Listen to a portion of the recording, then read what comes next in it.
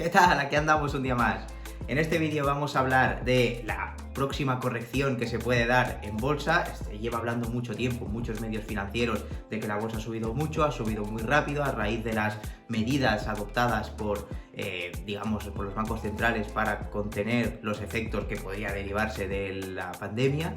Vamos a analizar qué es lo que ha hecho que suba la bolsa tanto estos últimos meses, para luego entender por qué luego la bolsa puede caer, qué acontecimientos se pueden dar para que la bolsa realmente caiga, si es que tiene que caer o si es que realmente hay una burbuja.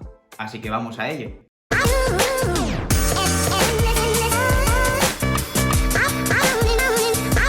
En primer lugar, antes de ir a los efectos del virus, digamos, a las medidas adoptadas por los bancos centrales para contener el virus, vamos a ir un poco antes, vamos a irnos a principios del año 2017, cuando entró en vigor la reforma fiscal de Trump, de Donald Trump. En el año 2016, cuando él tomó posesión del cargo de presidente de los Estados Unidos, anunció que iba a hacer una reforma fiscal en la cual principalmente, como más destacable, podíamos ver que se producía una bajada del impuesto de sociedades del 35% al 21%. Esto quiere decir que las empresas que generaban beneficios antes de impuestos tenían que pagar como impuesto sobre el beneficio un 21% en lugar de un 35%. Esto lo que hace es que obviamente las empresas tengan más beneficios, y tienen más beneficios, valen más dinero en bolsa. Y eso fue lo que hizo que la bolsa, como veis en el gráfico que vemos ahora de cotización de la bolsa norteamericana, a raíz del año 2017, principios del año 2017, este catalizador sirvió para romper máximos y seguir subiendo. En ese momento yo me acuerdo, a las bancas privadas se decía que la bolsa estaba muy cara, un poco como ahora. La bolsa está muy cara, los múltiplos están muy elevados y la economía tiene que corregir, por lo tanto había muchos inversores y había muchos asesores financieros que estaban sacando renta variable, digamos, exposición a bolsa, porque se esperaba que podía corregir, porque estaba, como decimos, en máximos. Este catalizador de la reforma fiscal de Donald Trump lo que hizo fue, como digo, que siguieran subiendo los mercados hasta el año 2020. Y en el año 2020 ya fue cuando al principio tuvimos esa corrección tan fuerte, cuando se vio los efectos que podía tener la pandemia a nivel mundial, pero se recuperaron medianamente rápidos por la actuación de los bancos centrales. Y aquí es donde entran, digamos, las medidas de contención que llevaron a cabo estos bancos centrales y que han sido al mismo tiempo, como ahora veremos, las que han impulsado las bolsas. En primer lugar, cabe destacar que esta es una crisis diferente, ¿no? Normalmente las crisis vienen dadas por la parte de la demanda. ¿Qué quiere decir esto? Que cuando hay una crisis normalmente es porque la gente no consume. Si la gente no consume porque no tiene dinero o porque el que tiene lo prefiere ahorrar porque prevé que van a venir peores momentos, se produce una caída del consumo, las empresas ingresan menos y ganan menos, por lo tanto tienen que despedir trabajadores, y esos trabajadores que despiden se quedan en paro y por lo tanto entran en el mismo círculo vicioso de no querer consumir para ahorrar y de no tener tampoco tanto dinero para consumir. Entonces eso acaba haciendo que se genere una bola de nieve, acaba haciendo que la actividad económica caiga hasta que llega un suelo, digamos, y después de ese suelo ya empieza a rebotar, ¿vale? En este caso vemos que es algo diferente, porque no es una crisis de demanda, es una crisis de oferta. ¿Por qué? Porque las medidas de contención del virus a nivel mundial principalmente lo que hacían era que tenían que cerrar los establecimientos porque la gente no podía salir a consumir, y aunque podían salir a consumir, los establecimientos en su mayoría estaban cerrados. Por lo tanto, aunque por mucho que quisieran consumir, que quieran demandar la gente, no podían consumir porque estaban los establecimientos cerrados. Y al mismo tiempo, como digo, los que podían producir algo, podían vender su servicio o producto porque lo tenían que hacer, lo podían hacer digitalmente, no todos podían prestarlo o no podían vender ese producto, porque para vender ese producto quizás necesitabas alguna materia prima o necesitabas de algún componente que algún proveedor tuyo no te podía fabricar o no te podía proveer en ese momento, aunque lo que hace que por mucho que esa empresa pudiera vender, porque puede vender digitalmente, si no tiene los componentes necesarios para fabricar su producto, no podía vender. Entonces la crisis ha venido, como digo, por parte de la oferta. ¿Qué mecanismos tiene un banco central para combatir una crisis? Pues principalmente son dos. Una son las bajadas de tipos de interés y otra es el inyectar dinero a la economía, el darle a la maquinita de imprimir dinero tan famosa que decimos. Obviamente esta maquinita no existe, pero se trata de meter dinero en la economía, que ahora veremos cómo se hace. Entonces, el hecho de que cuando hay una crisis de demanda sí que tiene sentido bajar los tipos de interés, porque el hecho de bajar los tipos de interés hace que los préstamos sean más baratos, y si los préstamos son más baratos, las empresas y las personas tienen más incentivo a endeudarse y a seguir consumiendo. Si tú vas a ir al banco y sabes que tienes un préstamo mucho más barato o una hipoteca mucho más barata que antes, pues quizá si te lo puedes permitir y si quieres podrás formalizar un préstamo o hipoteca para consumir y que la economía se reactive antes, y por eso bajan los tipos de interés. En este caso no tenía mucho sentido bajar los tipos de interés porque no es un tema, como hemos dicho, de que la gente no quiera consumir, es un tema de que la gente no puede consumir, y como la gente no puede consumir porque tiene que quedarse en casa y las empresas tienen que estar cerradas, lo que necesitamos es meter dinero en la economía para que tanto esas empresas que tienen que tener la actividad cerrada y las personas que no pueden trabajar, que al menos tengan un dinero, que no les falte ese dinero para al menos pagar sus gastos básicos, como pueden ser pues los gastos de comida, los gastos de educación, los gastos del coche, de la casa, etcétera, hipoteca, como decimos, el alquiler, todo ese tipo de gastos. Y para una empresa lo mismo, si tienes que estar cerrada, pues tienes que afrontar ciertos gastos de estructura, ¿no? De mantener tus oficinas, de mantener tus fábricas, de mantener a ciertos empleados y tal. Por lo tanto, se necesita más de dinero en la economía, de meter dinero en la economía, más que de bajar tipos. Y eso es lo que han estado haciendo los bancos centrales. ¿Cómo hacen los bancos centrales para meter dinero en la economía? Pues uno, como hemos dicho, mediante los bancos, bajando los tipos y que los bancos presten dinero.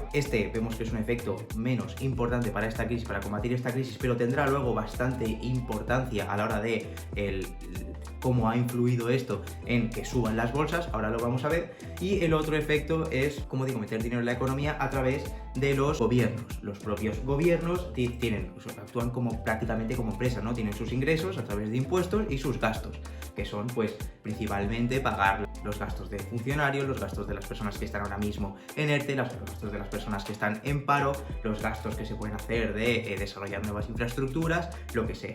A lo que este año se ha añadido, como digo, el tema de los ERTEs, ¿vale? Más otro tipo de ayudas y subsidios para la gente que lo necesite. Entonces, todo esto es un dinero que gasta el Estado de más, aparte de que ingresa menos, porque ahora no va a ingresar tanto por IRPF, no va a ingresar tanto obviamente por IVA y no va a ingresar tanto por impuesto de sociedades porque las empresas están paralizadas.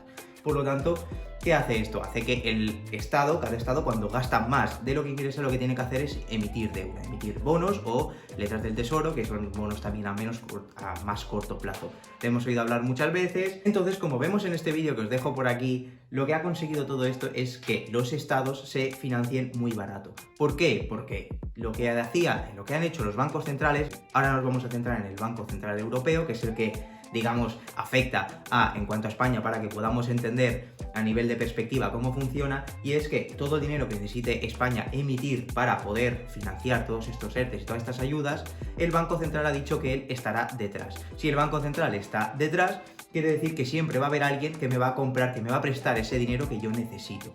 Entonces, eso, como digo, en ese vídeo que os he dicho, os dejo cómo funciona para que haya un momento en el que los tipos de interés hayan bajado tanto. Primero bajan los tipos de interés oficiales y luego hace que los tipos de financiación, el tipo de interés al que se financia el Estado, sea más bajo. ¿Eso qué ha hecho?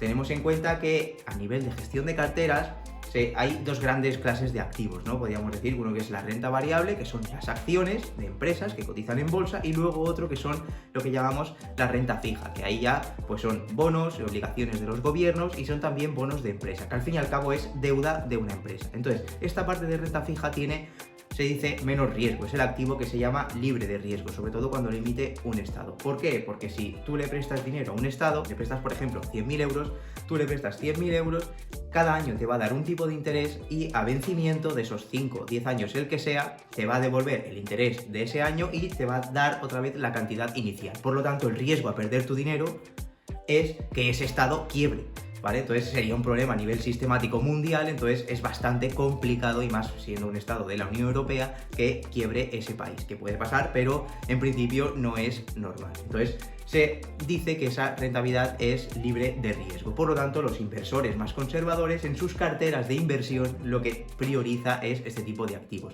Pero ¿qué pasa? Que si este tipo de activos, como bonos, obligaciones o bonos incluso que emiten las empresas, la rentabilidad que ofrecen es tan baja, hay un momento que no les interesa estar invertidos ahí y tienen que invertir en bolsa. Si tienen que invertir en bolsa, tienen que incrementar su nivel de riesgo, invierten en bolsa, meten dinero en bolsa, no solo los inversores, sino los propios fondos de inversión también, que tienen unas comisiones de gestión mínimas que tienen que satisfacer, pero es que invirtiendo en este tipo de productos, de bonos, como decíamos, no llegan tampoco a cubrir esas comisiones, por lo tanto tienen que incrementar su nivel de riesgo y todo eso hace que siga entrando dinero en el mercado. Cuanto más demanda hay de acciones, hace que el precio tienda a subir. Esta situación en la que los inversores tienen que incrementar su nivel de riesgo porque el activo libre de riesgo, los bonos, no tienen una rentabilidad atractiva y tengan que, como digo, ir a bolsa, incrementar más riesgo, es un fenómeno que se conoce en Estados Unidos como TINA, que son las iniciales de There is no alternative, que es básicamente que no hay alternativa. Como no hay alternativa, no tengo otra alternativa, tengo que subirme al carro de la bolsa. Por otro lado, también estas bajadas de tipos lo que producen es que, claro, si una empresa normalmente tiene que sacar una rentabilidad mínima para satisfacer lo que se llama su coste de capital, es decir, si una empresa para comprar sus activos con los que luego va a generar dinero, por ejemplo, una empresa de logística tiene que comprar camiones para luego transportar mercancías, pues esos camiones los va a comprar una parte con aportaciones de los socios y otra parte la va a comprar con deuda. Pues por esa deuda pagará un tipo de interés y esos socios querrán sacar una rentabilidad mínima de su inversión. Por lo tanto, eso es el coste de capital que tiene la empresa. La empresa tiene que sacar mínimo cierta rentabilidad para satisfacer tanto su coste de la deuda como el coste, digamos, de lo que quieran ganar los inversores que invierten en la empresa. Entonces, ¿qué pasa? Que si bajan los tipos de interés, como hemos dicho, la deuda es más barata y los inversores ahora mismo tienen menos perspectivas de ganar beneficios. Por lo tanto, bajan su umbral de rentabilidad objetivo. ¿Y eso qué hace? Eso hace finalmente que el coste de capital de la empresa, lo que le cuesta financiarse a la empresa, caiga. Y como eso cae, tienen menos presión a ganar más dinero. Lo que hace eso intrínsecamente es que incremente el precio. En un vídeo más adelante lo diré porque esto ya es más análisis, podríamos decir, o valoración de empresas más avanzado, pero para que os hagáis una idea, funciona así. Luego también otro tipo de estímulos, como hemos dicho, los propios gobiernos también dan estímulos a empresas para que les afecte menos esta situación. Por lo tanto, hay muchas empresas que se llaman empresas zombie que, si no tuvieran estas ayudas ahora mismo, estarían quebradas. Pero estarían quebradas no obviamente por la situación, sino porque con su actividad no pueden ni siquiera pagar la deuda que deben. Entonces, eso está haciendo sostener a empresas que artificialmente no serían rentables. Estamos hablando principalmente de Estados Unidos y eso está haciendo pues que si una empresa al fin y al cabo tiene como garante a la Reserva Federal o tiene como garante al gobierno de los Estados Unidos, pues obviamente tiene menos riesgos. Si sabes que va a salir ellos a rescatarte, pues para un inversor tiene, como digo, mucho menos riesgo y se suben al carro de todos este tipo de compañías y es como que la bolsa, podemos decir, o de cara a la perspectiva del inversor, es como que está respaldada por el gobierno o respaldada por la Reserva Federal.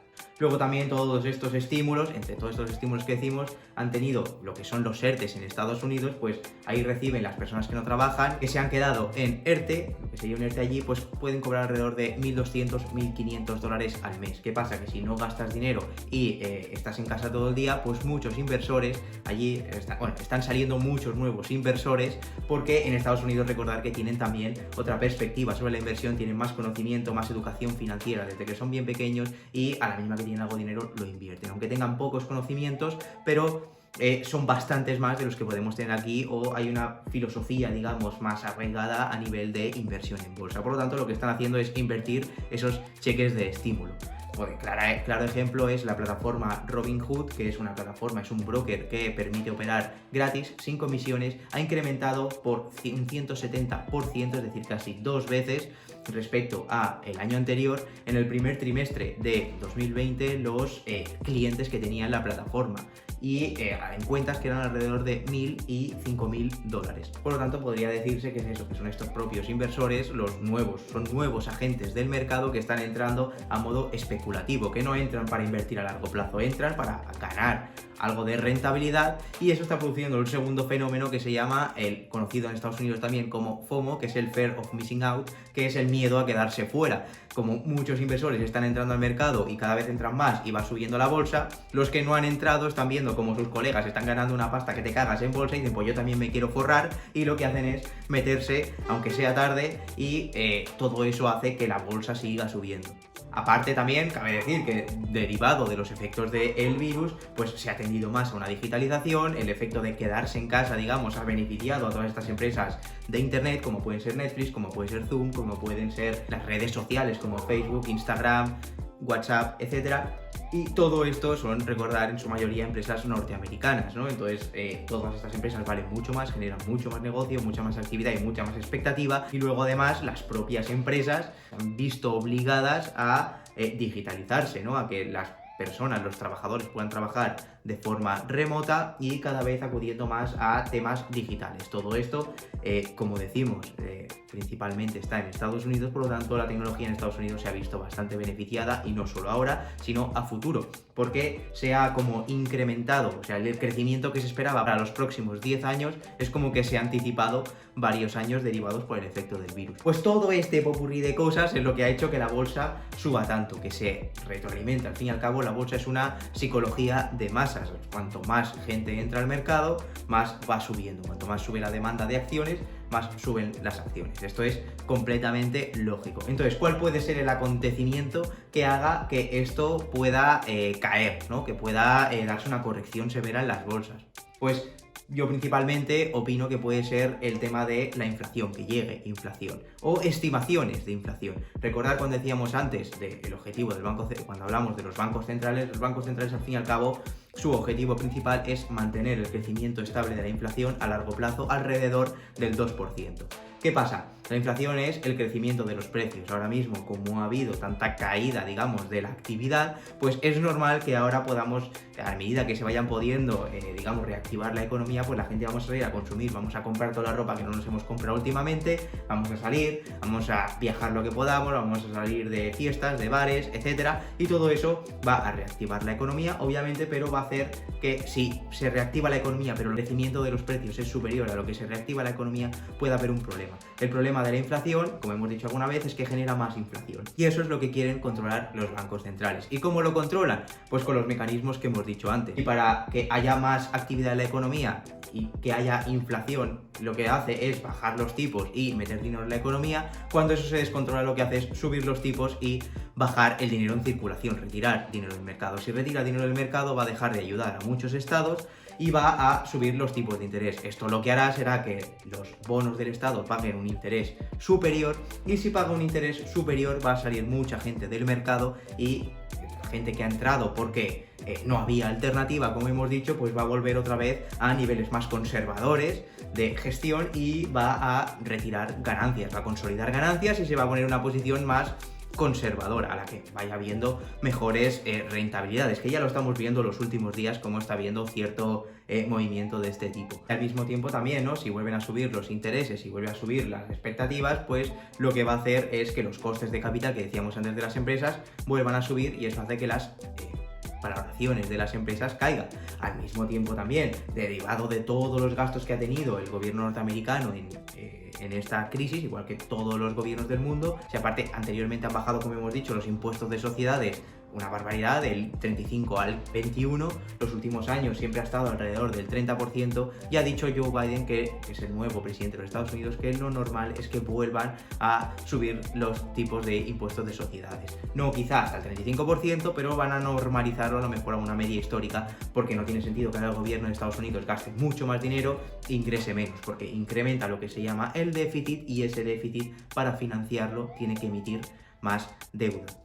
Y claro, cuanto más deuda, cuanto más dinero emitas en la economía, cuanto más deuda tengas, tienes más riesgo. Cuanto más dinero metas en la economía, más dólares hay en circulación, por lo tanto el valor de tu moneda pierde valor. Por lo tanto, tiene cierto riesgo el Estado norteamericano, y va a tener que normalizar esa situación en un futuro. Si sube los impuestos, pasa lo contrario que antes, ¿no? Bajan los beneficios y por lo tanto las valoraciones son inferiores. Si una empresa gana menos dinero que antes, pues obviamente va a valer menos. Luego, por otro lado, también decimos, como hay muchos inversores que han entrado a especular, no han entrado a invertir a largo plazo, lo que van a hacer a la mínima que haya un poco de tensión es retirar ese dinero, quedarse en cash, digamos, en dinero en cuenta corriente, o incluso lo van a sacar y van a gastarse las ganancias cuando puedan salir, pues lo que puede pasar, ¿no? Estos son estimaciones.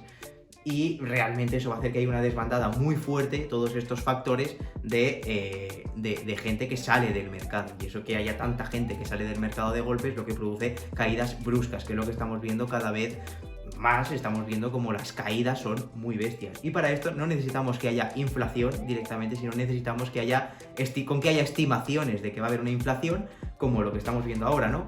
Ya se está estimando que a la que vaya abriéndose la economía va a haber bastante inflación, y por lo tanto hay miedo a que los bancos centrales suban los tipos de interés. Por otro lado, también recordar, en el año 2018, a finales de año, salió un dato mayor de lo esperado de salarios por hora, de lo que cobra cada norteamericano por hora de media, y ese dato fue un poquito superior a lo estimado.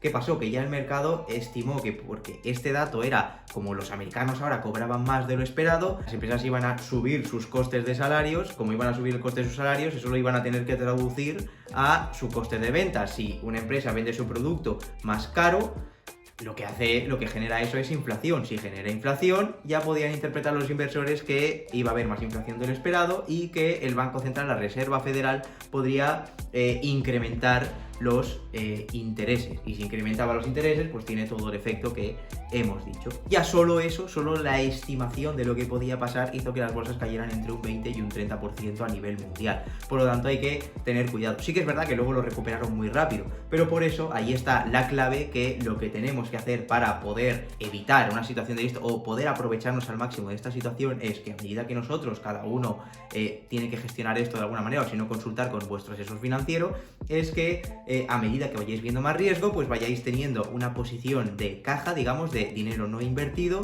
más alta, porque así, como vemos, como los movimientos son tan violentos a la baja, en el momento en el que cae nosotros podemos aprovechar para comprar. Cuando todo eso está tan abajo y tiene un precio tan irracional porque todo el mundo ha vendido de golpe, nosotros tendremos cash para aprovecharlo, y luego sabemos que va a recuperar en principio rápido, porque cuando cae todo tan rápido, la bolsa recoge ese flujo rápido, y más teniendo en cuenta que habrán subido los intereses de la renta fija, de los bonos, pero no será un interés demasiado atractivo. Por lo tanto, habrá mucha gente también interesada en invertir en bolsa. Vale, ya me callo, que me he enrollado que te cagas, y quería durar 10 minutos y no sé cuánto llevo ya, pero supongo que mucho más. Ha valido la pena, seguro, es mucha información.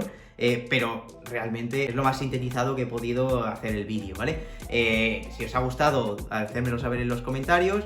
Ya sabéis, si os gusta este tipo de contenido, suscribiros. Si no, pues no suscribáis, y nos vemos en el próximo vídeo.